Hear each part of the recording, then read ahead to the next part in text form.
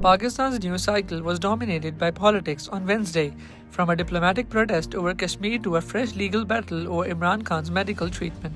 There was also an unusual meeting between the PPP and PTI-led opposition, while Nawaz Sharif returned to direct political outreach in Punjab. Here are the day's major developments. Pakistan summoned the senior US diplomat in Islamabad after Washington's ambassador to India described Jammu and Kashmir as part of India during a visit to the disputed territory. The Foreign Office lodged what it called a strong diplomatic protest and rejected the ambassador's characterization as factually incorrect. Islamabad said Jammu and Kashmir remains an internationally recognized dispute whose final status must be decided in accordance with the United Nations Security Council resolutions and the wishes of the Kashmiri people. It also said the remarks contradicted Washington's documented position on Kashmir and its stated commitment to international law. The Foreign Office urged the United States to keep its public statements consistent with the territory's disputed status. Pakistan also referred to Donald Trump's repeated offers to mediate between Islamabad and New Delhi. Trump renewed that offer after helping broker a ceasefire following the latest military confrontation between the two nuclear-armed neighbors. India has consistently rejected third-party mediation on Kashmir. Back home,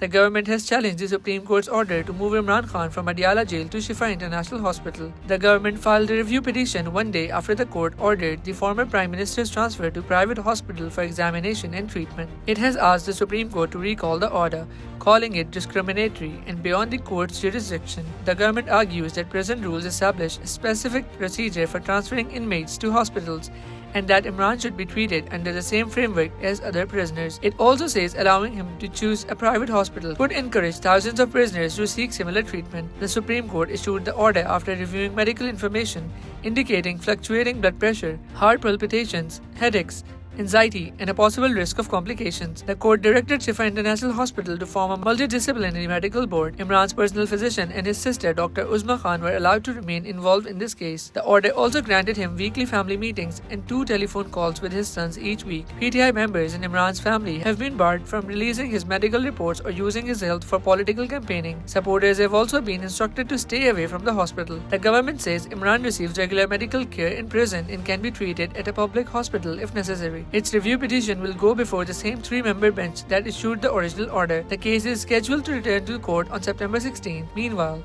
a meeting between the PPP and PTI-led opposition opened a possible channel for parliamentary cooperation. PPP chairman Bilawal Bhutto Zardari met opposition leaders Mahmood Khan Achakzai and Allama Raja Nasir Abbas at Parliament House. Senior figures from the PTI, the opposition alliance, and the PPP also attended. Both sides agreed to maintain contact over legislation. Bilawal urged the opposition to end its boycott of parliamentary committees and join discussions on electoral reforms. He said parties on both sides of the aisle had raised concerns about Pakistan's electoral system, making reform a possible area for cooperation. The opposition leaders said they would consult Imran Khan before deciding whether to rejoin the committees. The meeting is politically significant because the PPP remains part of the governing coalition but has recently accused the PMLN of manipulating election results in Azad Jammu and Kashmir. Bilawal described the talks as a good start and said the communication gap between the PPP and the opposition had narrowed. In Punjab, Nawaz Sharif has also increased his political engagement.